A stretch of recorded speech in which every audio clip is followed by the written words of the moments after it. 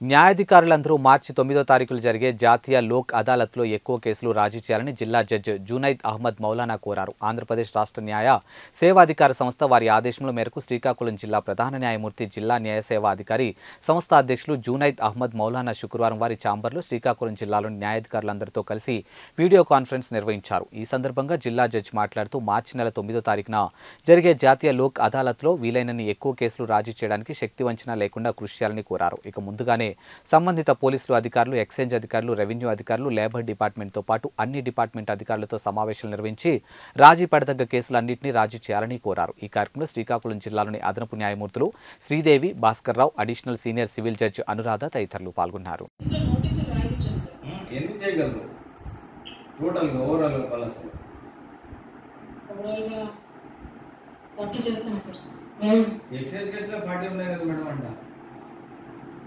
IPC sir, ఐపీసీలో ఎన్ని overall గా 100 చేయాలి.